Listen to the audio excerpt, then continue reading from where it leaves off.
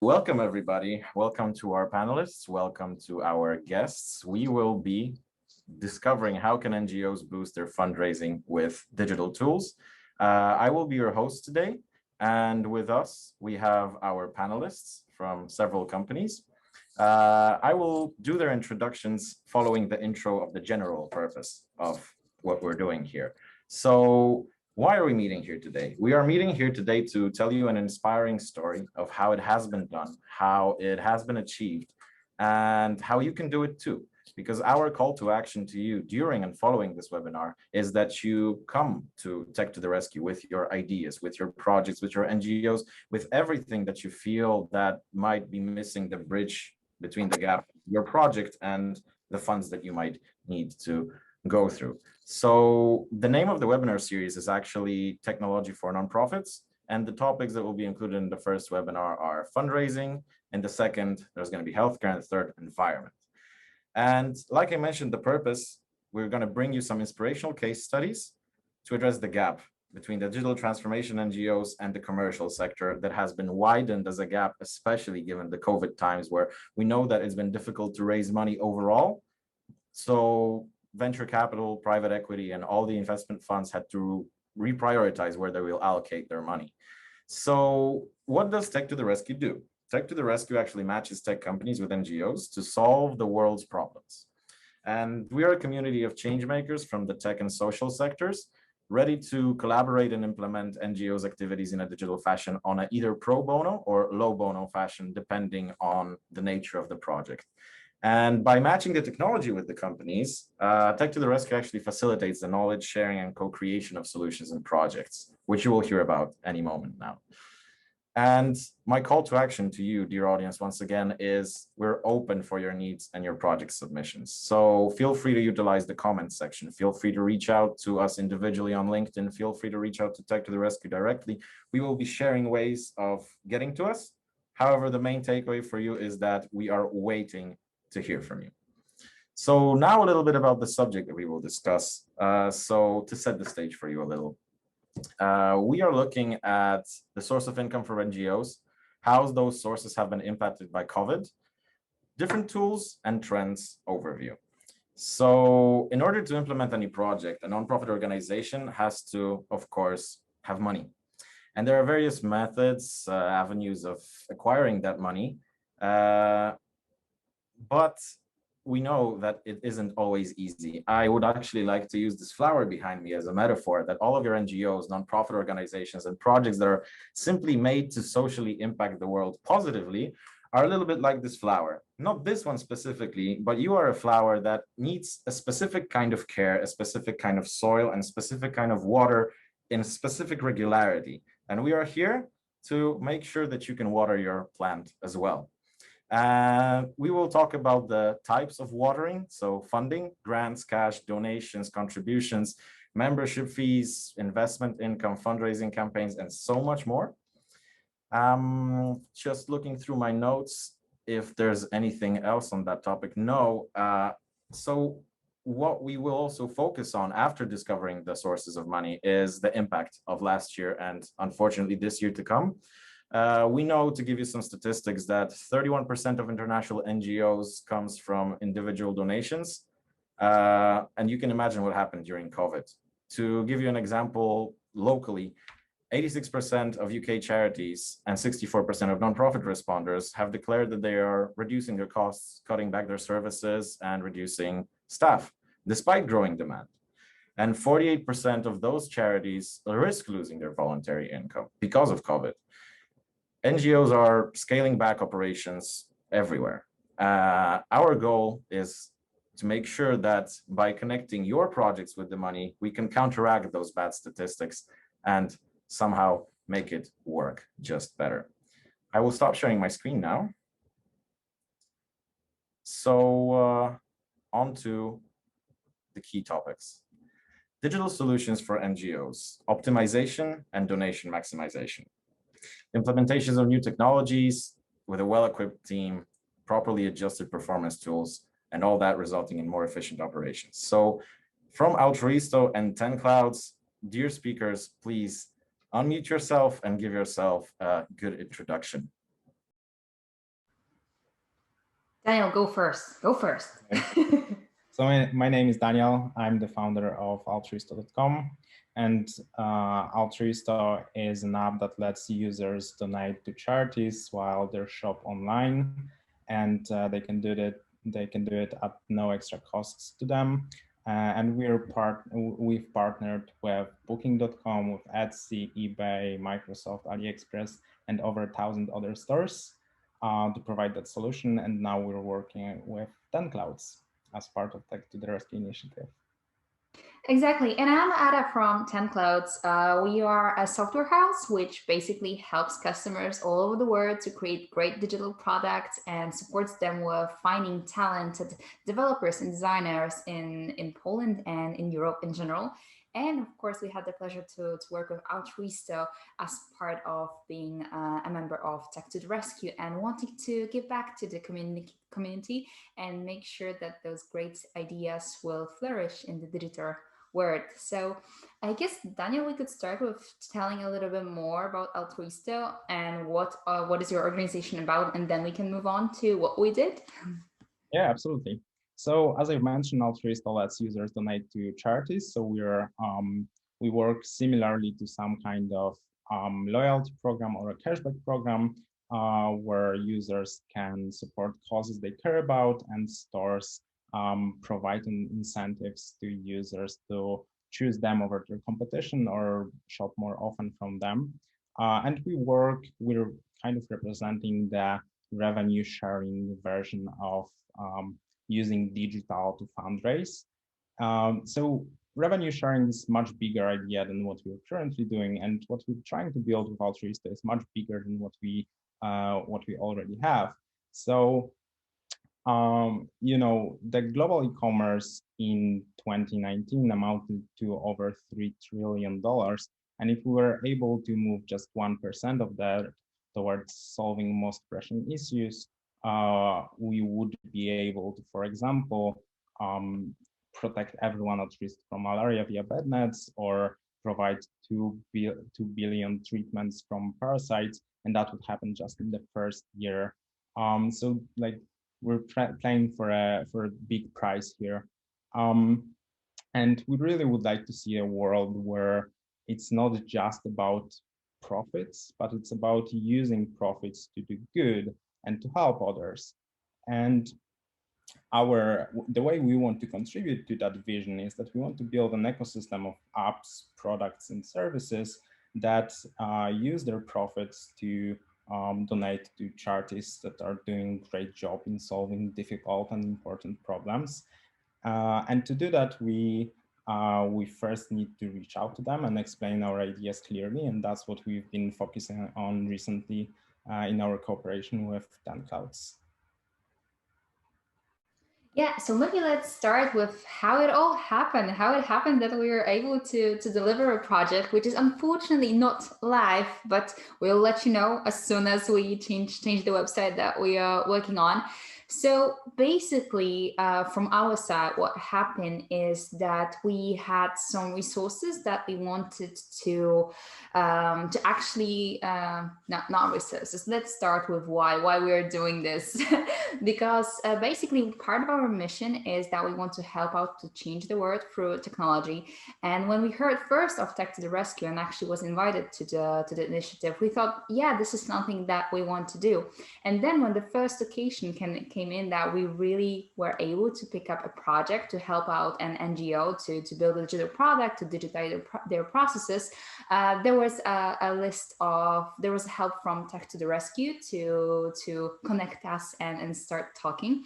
We engaged some project managers on our side just to make sure that those conversations would go smoothly and we would all know what is the project, how we can work, because project managers are the people who are basically on everyday basis handling developers' work. So we started talking to Daniel, and then what?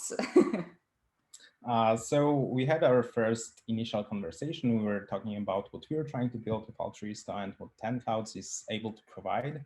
And then we've met on the workshop and tried to figure out what's the best usage of 10 Clouds help. Yeah, and we figured out a couple of ideas, and it was very difficult to choose which one we want to pursue. But we've decided to go with just reimagining our website and how we want to communicate and what we want to communicate and how we want to use visuals and animations and all that web allows us to do to explain what we're doing. And yeah, but there were so many good ideas. It was really hard to choose. Yeah, exactly. And the workshop itself was the first step that we took. And what I really felt, because I also participated in it, that we were able to talk really in depth about your ambitions, the things that you're trying to do to the world, and then try to find some technical solutions, group them into three really, really good ideas. Then, of course, there was this hard part of choosing one to go with. But as we know, as you know, we are still working on the first one, but we are still eager to push forward the other ideas as soon as the resources will be available. So it's a nice example that although we started with things that we felt were most impactful and could benefit Altruisto, within just launching and making it better, there are still some projects, still some ideas that we could help out in the future.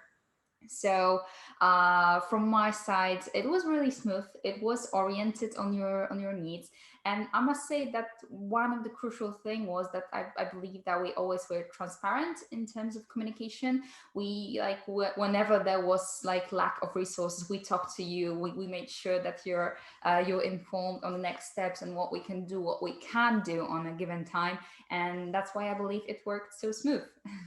Yes, I would add that I think the whole process was very well designed because uh, the solutions we came up with were really fitted to what we really needed at that moment. And also, there was no um, I don't know, unnecessary meetings or anything like that. It's like we were very focused on what we were trying to achieve together, and we went for it. Exactly. So I think this is the big idea that what I wanted to tell about our cooperation. If you have any questions, just let us know on the chat and we'll go into more specific things that you're interested in.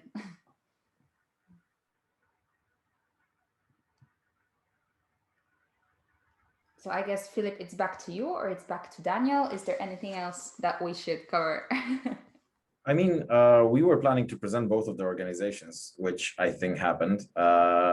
Revenue share, active fundraising, cryptocurrencies on Altruisto's sides, and on 10Cloud's role and projection descriptions, KPIs. So I think we still have a little bit to cover on both sides. Sure, so I can talk a little bit more about some alternative ideas to revenue sharing, which is what we're doing at Altruisto.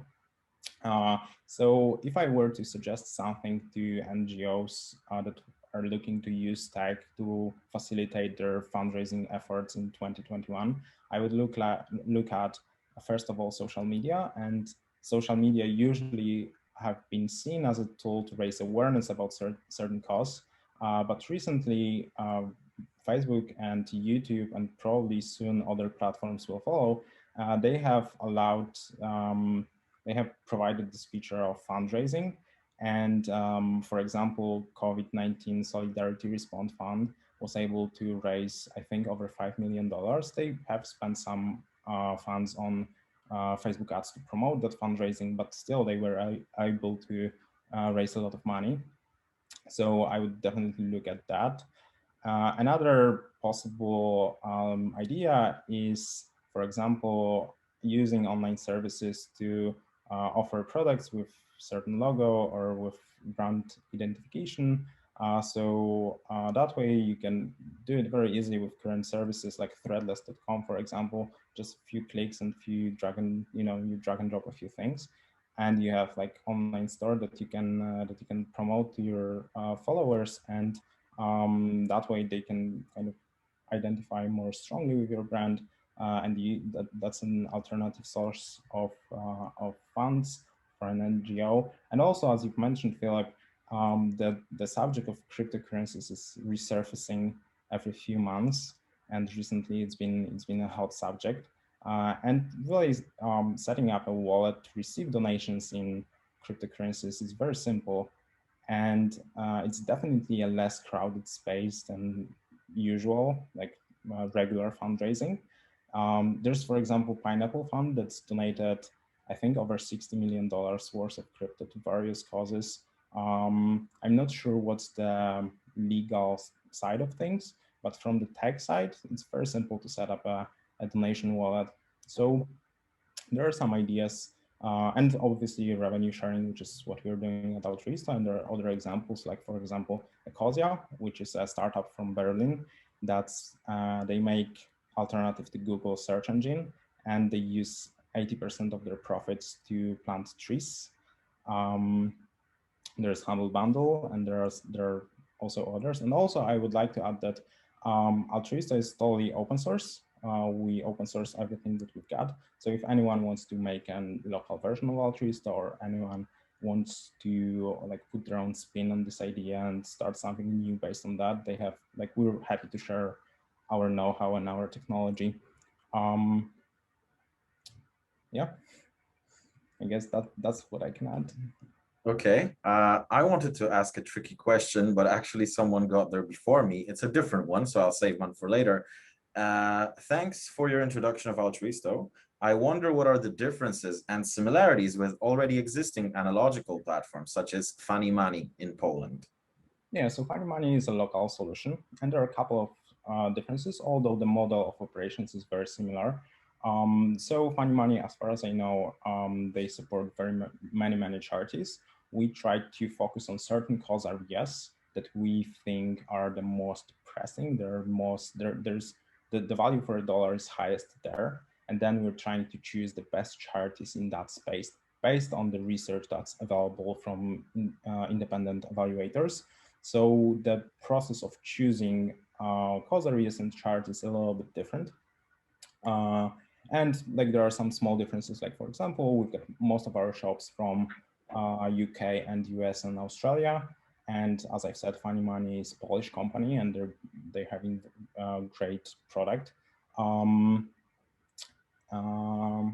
Yeah, I would say these are the main differences. Sounds like sorry, yeah. Go on. Go ahead. No, I was about to say that sounds like a good answer. I'm convinced. However, there's another question, because you just mentioned value dollar in terms of projects, and you mentioned how you choose the projects. But the question from one of our attendees is, can your clients choose which organization they want to direct their donation?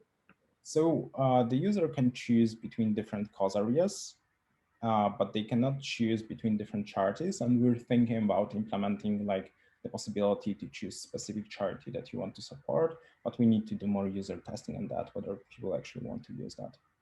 Okay. Theodore, hopefully that answers your question. And just in terms of time moderation, my intro was supposed to last 10 minutes. It didn't, so we have a little bit more time at 30:30. So in 11 minutes from now, we will be changing to the next topic. However, for now, Ada, please, excuse me, I really want to ask this question to Daniel. So when we look at cryptocurrencies, and I'm on purpose asking you a difficult question, it's all the hype. We've seen the recent weeks. We've seen Cathie Woods and her hedge fund just diving in within the last 24 hours. And we had Elon Musk buy the Bitcoin amount for Tesla. Then we had a spike. Then we had a drop. Then Cathie Wood did this. Do you think that perhaps playing with this financial fire is something that could be very troublesome for NGOs, as in reliance on that as a fund in any source? I understand that it's not their sole source of funding. However, my concern would be that as an NGO, I can't really carry any risk profile. I need to keep every dollar as it is and not hope that it's going to be $2 in some time. What's your take on that? Sure. I'm not talking about trading cryptos in order to raise more funds. I'm talking about setting up a donation wallet so people who own cryptocurrencies can donate cryptocurrencies instead of fiat currencies. So, and then like your policy on how you want to exchange that can be very simple. You can just exchange it right away when you receive the donation, and not care about spikes in prices. Like if you sell for lower, then you sell lower, and that's it. Yeah, I guess that's my answer. Absolutely. So, Ada, before going your way, I wanted to hear more about the project descriptions, the KPIs, the workshop experiences. I wanted to raise this to both the panelists and the attendees' attention. The statistics show that the typical profile of a person who donates money online is around 40, 50 years old. Something to think about in terms of how can we address all the upcoming millennials, all the people who simply have money and are in the 18 to 40 group, because they just need to be reached. They do have the money, but it seems like the digital tools of today are still a little bit away from making sure that the connection between the youth or the young adults and the donation goals is there. So, Ada, if you could tell us a little bit about 10 Clouds, the projects, the workshops, KPIs, how has 2020 been and how's 2021 looking? Yeah, 2020 was a year that we learned a lot, just like anybody else. We were fortunate enough to have embraced the remote work setup before, so we used to hire people from different places, and we had those working ethics and practices that we, of course, emphasized in sharing. We wanted to make sure that people, did not work themselves, because like having Zoom meetings one after one just causes Zoom exhaustions. And I know you all felt it. It's not so easy to get energized through a monitor as you were to get energized by meeting a person. I'm an extrovert. I felt it pretty much on myself. We were able to grow for around 20%. So we know it's really fortunate positions. We did not have to do any reductions. We actually focused on making sure that our employees were safe and focused, that we can still help out our customers, because the market was crazy changing for them also. So it was crucial for us that they could count on us. And what we did, what we always do, we embraced the transparent communication. So we were really front and started talking to customers. What are they seeing? What are they experiencing? Are they going to get any extra help? Because as you know, the governments, especially in US, did a lot to put some money into companies to let them do their businesses. So that was pretty good in terms of the KPIs and the growth and how we see things. We saw a lot of changes. We saw e-commerce booming. We saw things started working faster. So after in March, of course, there was a slowdown in decisions as we were all just adjusting and getting used to the situation. But after that, we saw so many good ideas of how to handle the situation, how to handle the new challenges, the new problems that arise. Like we helped out doing a project where we helped fight fake news around COVID. So this was really cool project with one of the universities in US we were able to deliver. So there were, of course, as each hard times, there were opportunities, and people were not afraid to to tackle them. So yes, I hope I answered your question. It does, and I have to respond to a couple of things that you said. That that's the beauty in the tragedy of COVID, that it has been a fantastic accelerant of many things, from as basic stuff as work from home to generally pushing us against the wall. I like to make the comparison to playing poker. Simply, COVID has called humanity's bluff in various regards, simply saying, yeah, this needs to be done right now. Are you sure it really can't be done? So that's sort of the good and the bad of all of it. And what you led with is also very important. I know that already during recruitment processes in various companies, the questions that the candidates, the soon-to-be employees ask is, what was your company's response to COVID? Like, how did you make sure that everybody who was on board stayed on board and stayed as possibly as happy as they were before? So I really enjoy that in your answer, but we have a question from the attendees. What level of technical knowledge is expected from an NGO? And Ada, Daniel, I invite you to equally give an answer. Sure, I'll go blunt with what I think, and maybe Daniel will step back a little bit. I think there is no need for technical knowledge, basically, because we help you transform your ideas into solutions. And with Altruisto, it was a little bit different because they had good understanding. They have developed their software, their things, and they had an understanding on what needs to happen. But On the workshops, when we discussed the business ideas, the things that we could change, we were talking, we have invited designers, developers, from the mobile, from web solutions. So there was all set of people that was providing the technical solutions, the technical knowledge, the technical terminology, like necessary to transform the idea into a project scope that could be done in X amount of weeks with X amount of work. But then the creativity, the business ideas, the problems that we were discussing were on basically business and human level. So there is tech to the rescue, of course, that also helps out with scoping those ideas, with matchmaking the best people who have solutions. So they are also doing the first connection, the first help out with defining what are your needs in technical terms, in technical language. And then we keep on building on this understanding, finding the solutions and making sure that you know what are the risks, what are the benefits of the technologies that we are recommending, and that you will be able to support yourself with a product that will eventually give to you to use to do your business further. Daniel, anything else you would like to add on this? I can just echo what you said. I mean, the process was very well designed. And as you've mentioned, we did have some technical background that we brought to the cooperation.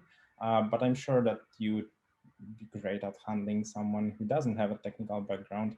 And in the end, like 10Clouds is free to use any technology they want to provide the solution. So we're not kind of putting any restraints on what they can or cannot do technologically. So yeah, I think the main focus was on the ideas and on the kind of how to address the needs from the business side or from the like organizational side. Yeah. All right, I'll be the time police a little. We have 2 minutes left, and just to build up on this workshop, because over here at NetGuru we also do these workshops, and you don't have to be technical at all. The expectation is that we, either that's Ada, Daniel, us, whoever runs the workshop, is supposed to understand your speech of value, your language of risks, and help you put that in the language of technology. There's no expectation that you will be doing the heavy lifting when it comes to programming or the architecture or nothing really. You just have to bring what's your solution and how we can help you make it digital. With 1 minute left, we have another question, and it's for Altruisto. What criteria does an NGO need to have in order to collaborate with you? Yeah, so we follow recommendations from organizations that are in the effective altruism movement. So mainly GiveWell, the Life You Can Save, Center for Effective Altruism. And then we follow recommendations of independent evaluators for given areas. So for example, animal charity evaluators, or again, GiveWell. So if the charity is recommended by one of them, then it's like clear path to start cooperation. However, we are also open to cooperation in new cause areas. So for example, mental health is something that we're looking into, and there's not much high quality research on comparison between different charity interventions. So we'll have to be more open than just following strict guidelines from the evaluators. Yeah, I hope that answers the question. I'm sure it did. And right on the spot with 4, 3, 2, 1 seconds left until it's half past, Agnieszka and Arek, please join the stage, unmute yourself, and give us a brief intro about yourself and present both of your organizations, please. Okay, maybe Arek, you will start to present you. Yeah, as you wish, Agnieszka. I'm a co-founder and CTO of Stratoflow. We're basically a Salesforce consulting company. We are a certified Salesforce partner. I guess I will talk and explain a little bit more about Salesforce later. But for now, I just want to say that our mission is to help organizations to extend their Salesforce experience and use it better, make better integrations with external tools and systems, projects, and because it's a very powerful platform, and it's getting more and more complex over time. So we as an organization, we like to, as I say, take the last technology mile of Salesforce, which means that we like to take the more complex parts of the Salesforce applications.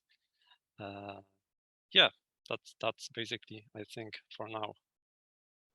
Okay, so I'm Agnieszka and I am representing Anima International, but mostly Otwarte Klatki here today because the case study is more like backgrounded in Otwarte Klatki. I'm the IT head manager of the projects in Anima International and Otwarte Klatki.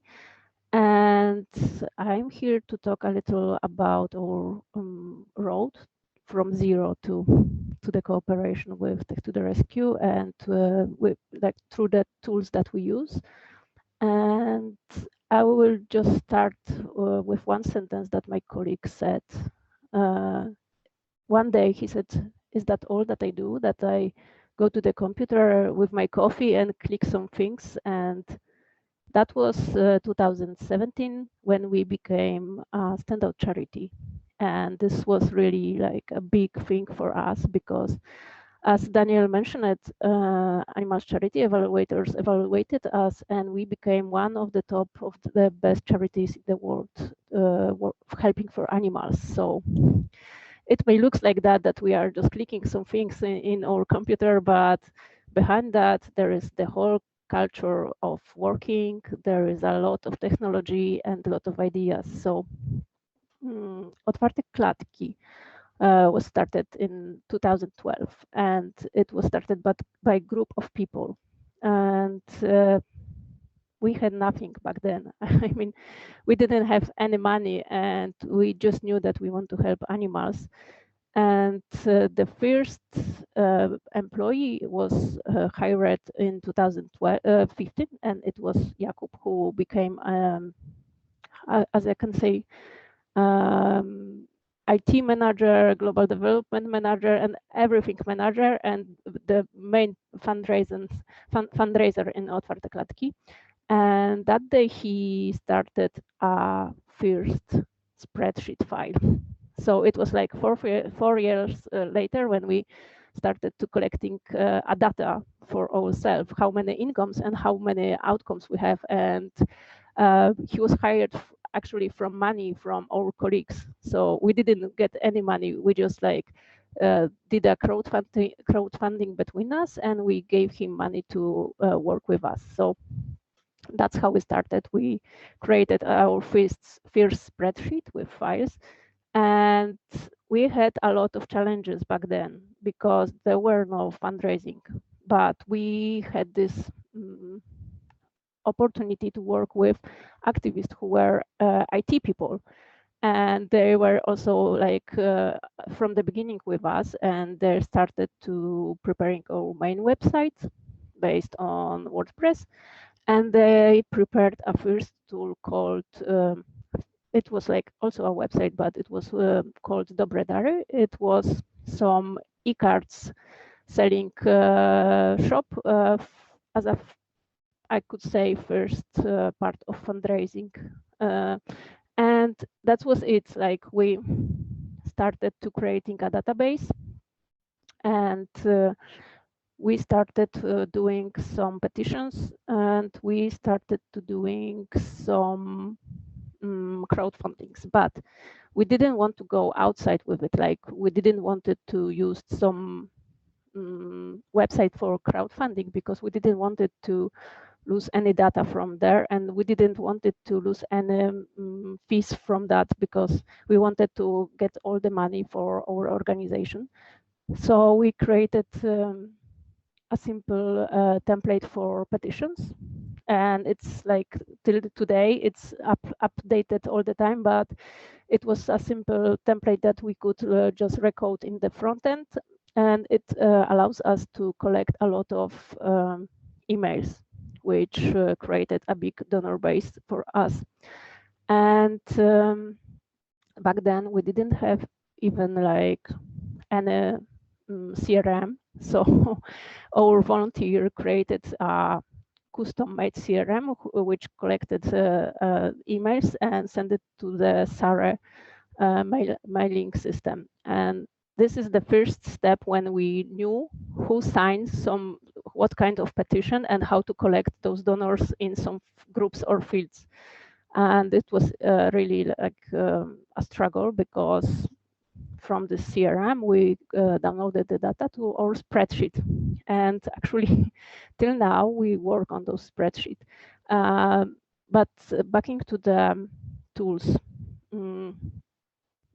I think it was because we have like about 300 activists.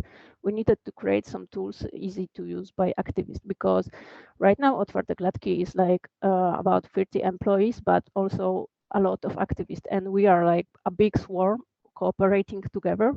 And sometimes the campaign is done by activists, sometimes but coordinated by employees. So all those tools need to be really easy to use and really fast to use. When I started at 2018, I was at the beginning a fundraiser specialist, and I was just like in shock, because it was like, oh my God, we need to do right now like 28 petitions in the one year, and we didn't have any one in IT. It was like some activists that would help us, and we started to grow so fast that we didn't have any time for reaching those goals, to creating new campaigns and new petitions. And back then, I started focusing more on IT, and we created a team. So we started updating our technology to let fundraisers achieve goals, because the biggest struggle was to provide fast tools because fundraising was going like his own way, and IT need to follow that way. And it's not only like one campaign, we have a lot of campaigns, so many people have requests for IT, and we just started like drowning in IT requests. And that's why we decided to hire 2 people for IT, like real employees, front and back end developers. And from that time, I guess we really did a big step to the future, because we decided to update some old tools. For example, we had this WordPress, its main website that we use for Otwarte Klatki, but people always asked us, oh, maybe you will create petition right now, or maybe you can create crowdfunding for me. And we decided that we will combine this together with our WordPress panel. So we created a custom fields that allows you from admin panel create petitions and crowdfundings like blog posts. So right now it is like each volunteer can log into the WordPress panel and, for example, create a petition in 45 minutes, which is really impressive, because IT doesn't have to do anything right now. We just have connected all the system to our mailing system, to our database like CRM, and it's automated. So each activist can create it by themselves. We also set up a template for crowdfundings.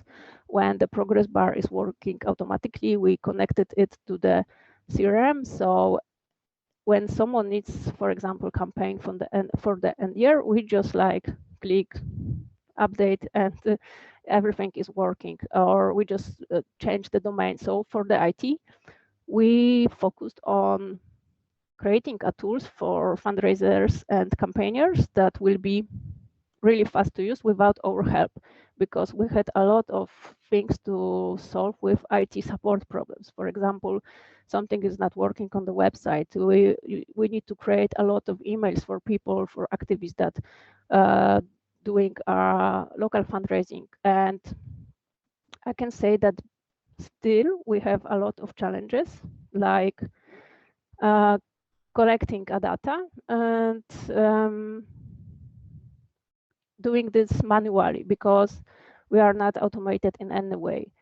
And before I go to the final solution, I just want to mention that the biggest step, I guess, in last year was to creating a Stripe account and recurring payments for Otwarte Klatki. And it was like we was really afraid to do that because people said, oh, no one will pay by the card. People don't know the system and they will receive an email in English. So everything was really like, I was really afraid of doing that. And especially before the end year campaign, which was the hottest part of the year. But we did it, and thanks to that, right now, like Stripe incomes are second one on the list of individual incomes of Otwarte Klatki. So I can share that we can have right now like 11,000 euros each month from Stripe account. And before that, when we have just simple membership, it was like 5,000 euros. And we didn't knew anything about those donors because we didn't have any database. And we didn't, like, we had to check manually if they pay monthly the fees or not. So we just get back to the spreadsheet again and again. And we also started cooperation with Bleak through the Stripe. So right now we have a beta version of Bleak payments in our system. And we will also test beta version for recurring payments with Bleak. So basically those are the biggest game changers, I guess, in our infrastructure and technology system for like improving some tools for activists. But we still reach a wall in one field, and this is like the spreadsheet. We reached the 5 million cells limit a long time ago, and we just cannot go forward. We just need to delete some files and moving. We have like master spreadsheet for everything that we have there, and we really need to combine. And this is a lot of hours of work of our employees and activists, and that is why we came to help for help to take to the rescue. And we started work with Arek. So Yeah. if I just may shortly, I'm really happy that you ended with successes because I heard challenge, I heard struggle, and I'm happy that we ended with, just like you heard, dear audience, 200% just because of changing the way that a specific task was handled. And also my recommendation to you is that whenever you are facing a specific problem and you're thinking technology could solve it, and you find that technology that could solve it, but it's a program that has a license or cost subscription per month, many of those companies, if you reach out to them and you explain what is your goal of usage to the tool, is highly likely that they will either propose you, just like here, a low bono or pro bono way to utilize this for the educational or pro-social purposes that you would like to go with. So Agnieszka, thank you so much. Really happy we ended on a success. And Arek, on to you. Yeah, thank you. So I probably would start with how our cooperation started. So I was the Tech to the Rescue idea was introduced to me by my friend Wojtek Mróz, who is also involved in the non-profit movement. So he asked me if we could provide some Salesforce coaching to one of the non-profit organizations, which is Otwarte Klatki, and that's basically why I'm saying this is because this is a typical way a company like that, like us, is asked to help some organization. And this is important because as we started to talk with Otwarte Klatki, we quickly saw that actually a few steps were missing. We probably should start with in the first place. The typical scenario is that organization already has chosen a tool. In this case was a Salesforce. And this is a typical story because in most cases, someone recommended that particular tool and said, look, this works for me, it will work for you as well. And we always try to challenge this approach. So what we started to do with Otwarte Klatki, we said, let's make a step back and think if that's the right solution for you. It turned out that, spoiler, it turned out that it's the one solution we should use, but what I wanted to say is that before making any technology-related exercises, there are probably a few steps that should be taken before. So our cooperation with Otwarte Klatki started just recently. It's as little as 1 month ago. So we're not as far in the process as probably Daniel and Adriana. The success of this technology transformation, I guess, is in front of us yet. But I think that from my perspective, what is important, what we saw in this cooperation, and what is a very valuable to say is that if I could give you, if I were to give you one single advice in such a cooperations between a technology company and non-profit organization, is to don't neglect the analysis phase. I mean, that's the very important thing to say. Of course, we should start with goals. I mean, why the organization should use technology. In this particular case, the biggest pain was this huge Excel file, right? And we should probably find a solution how to process the data from the Excel in a more efficient way, how to do it more convenient to the people involved, how to avoid any mistakes coming from the fact that Excel is not very not the best tool for it's a good tool for organizing things, but it can be used in a unstructured way as well. So after defining goals, I mean, why we should use the technology and what is the goal of using the technology, I think the most important step in the cooperation is to rediscover the organization. I mean, rediscover because people in the organization usually have some unconscious knowledge about the organization, about the processes that works in the organization, about the data they are processing. And this is because that's my wild guess, but I think this unconscious knowledge effect is more stronger in non-profit organizations than in for-profit, because they are mostly activists. They work for the idea. They have very strong drive to do things, and usually it ends in a scenario where there are a lot of unwritten processes, informal ways of doing things. So I think what we are doing actually now with Otwarte Klatki, we are creating a model of the organization. So we are working with the people who are actually involved in the processes, and we extract the knowledge. And in terms of tools of this process, this is very important to understand what data you process, what are the ways of doing things. We use Miro app for that. It's a great tool for remote team working, but it's that you can use anything for that. For starters, also you know, sheet of paper and a pencil would work for that. So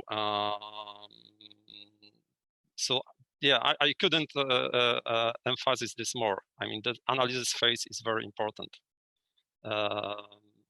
So that's basically where we are with Otwarte Klatki right now. the next step, usually after you understand the organization, is to choose the right technology. And after our initial talks, we thought that Salesforce is a great tool for that. But it's not always the case. What I want to say, it's often trap. So your mileage may vary. Don't take a word of your friend for granted that the solution will work for you. It's healthy to challenge the idea. After our talks with Otwarte Klatki, it turned out that Salesforce is good. Yes. Are there any questions? Because I can talk a lot and I'm conscious of time. I have a question, and thank you for being conscious of time. We have 8.5 minutes exactly. So, dear attendees, I see a couple questions. I have a couple questions, but I think we could still talk a couple minutes, maybe 2 or 3, about the case studies. But Arek, I want to emphasize what you say, because when you look at it, costs are a problem, money is scarce, especially in NGOs, and data is something that's free in the sense that you don't do tasks that generate costs just to get data. Data is very often a byproduct of your normal operations. So even if you're not planning on doing anything crazy with data right now, or machine learning is something that you didn't consider at all, it's a really good practice to make sure that your data from the as early as you can be as organized, so you can take conclusions, draw conclusions from it, even on an Excel spreadsheet level, not to mention what happens when you can put that data into Salesforce in an organized, precise, and accurate fashion. Yeah, of course, it all boils down to the scale of your organization. For smaller organizations, Otwarte Klatki is a very successful organization with over 5 million of data pieces in an Excel file, and it's approved that Excel is not good for them anymore. If you have an Excel file with 1,000 rows, I would say that it's too early to introduce to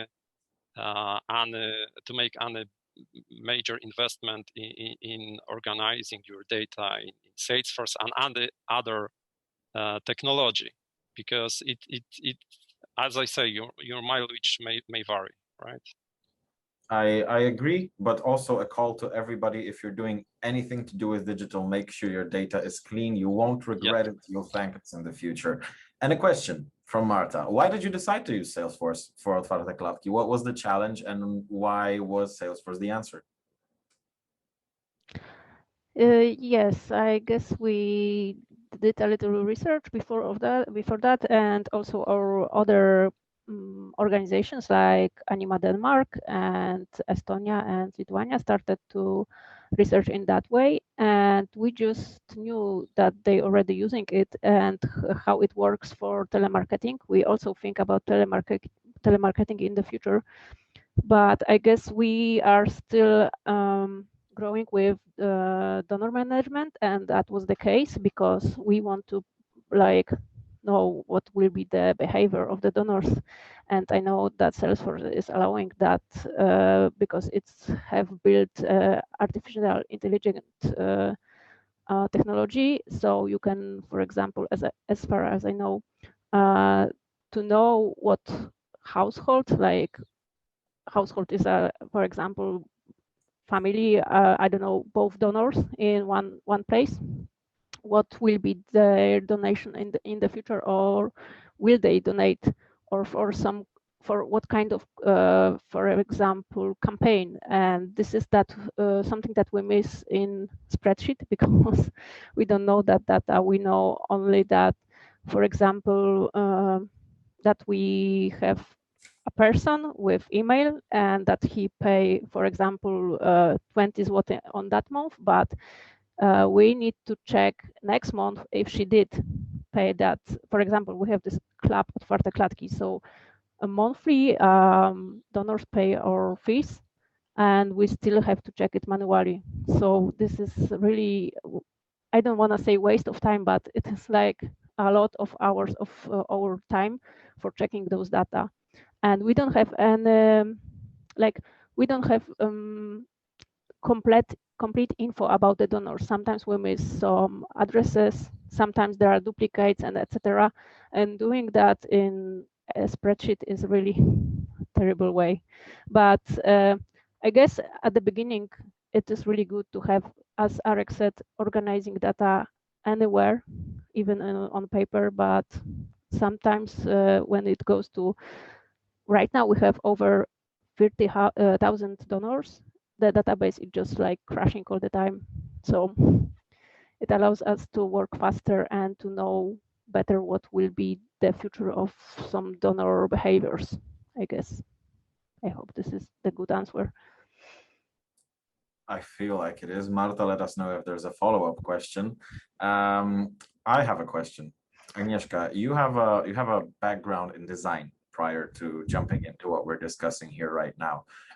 Could you help me shed some light on the importance of design when it comes to anything really, but specifically when it comes to simple mistakes that could cause users to fall off your web page, or anything really that you have to be forward thinking towards the person who's supposed to join the website, join the project, give you money. You have to put yourself in their shoes and figure it out. What's the easiest way that they don't say, nah, I'll just close this tab, right?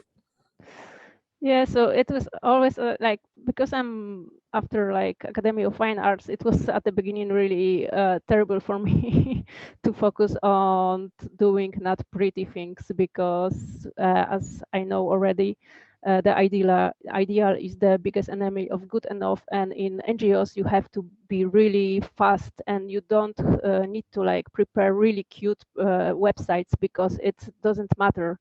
What should matter is the conversion of the website.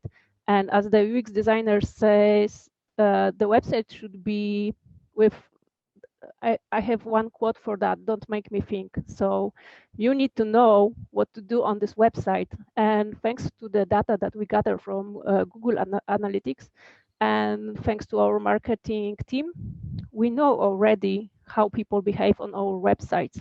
We track each section. We have IDs for each element on our website. So when we're creating a new website, for example, the button of the donation have ID, donation button, and etc. It is really important, because only in that way you can track what people click on your website. And also, when it goes to the petition, after a year of testing, we find out that people don't scroll down. So they just read the top of the page. And we decided to shorten our petitions. So right now you have just like, I don't know, 800 pixels maybe. And that's the knowledge that we really use for converting people and to make donation and to gather money. But you also need to think that sometimes pretty is not good. It has to be simple, and it doesn't have to like make you think what to do next. And right now we just started cooperation with our activist who is UX designer, so more projects will be designed by him, and to really get the better solutions for our like donors and readers, because we didn't have time for that. We just wanted to be quick and efficient. So All right, we have 40 seconds until the calendar time that we were supposed to go with, and we actually have one last question. So unless anybody shoots it in the meantime, this is the last one from Dave, and allegedly it's to Agnieszka, but I'm pretty sure everybody can give it a shot. Stripe is the second most popular donation method. Which method is first? Which method is the most popular? Is there one for all, or does it vary between specific groups? What's your experience? like I made a mistake if I said it's the second. It's the first when it goes to the individual donations, and second one is account donations, like direct to the bank. And then we have online transfers like P24, and then we have Facebook tools and membership fees, like in the old way gathering like through the bank. But when it goes like in general, the like biggest part of our income is from grants. So it depends how you look at the data. But yes, Stripe, I guess, and opening this Otwarte Klatki club, it was something worth to do it. All right. Anybody else would like to have some closing final remarks? I have one. Dave, thanks for the answer. He says that makes sense. Happy we answered that. So this silence tells me perhaps no more closing remarks. So I have one. The closing remark that we wanted to share with you concerns the importance of my call to action from the beginning of this webinar, which is you have the idea, whether it's been born, it's in your head, it's a proof of concept, whatever it is, reach out to us, Tech to the rescue, and make sure that you apply. We invite you to explore the website itself, join the network. You can join it either as an NGO, you can join it as a volunteer. Doesn't matter. I mean, it does matter, but just join. And instead of actually sharing my screen with just the final website, so to say, I want to share with you something different. So we just spoke about the importance of design and simplicity, right? You go on Tech to the Rescue on the main page. Sorry. You go one click, second click, and almost like the iPod with the principle of 3 clicks to getting to your song. Of course, you have to type a little, but humor me with the metaphor. This is 3 clicks between you not being in the network and being in the network. So please, by all means, visit techtotherescue.org and let's start working together today. So thank you so much, dear audience, for attending. Thank you so much, dear panelists, for running this. And we will be informing you about the next webinar because we're planning to do this quite regularly and frequently. So once again, thank you so much.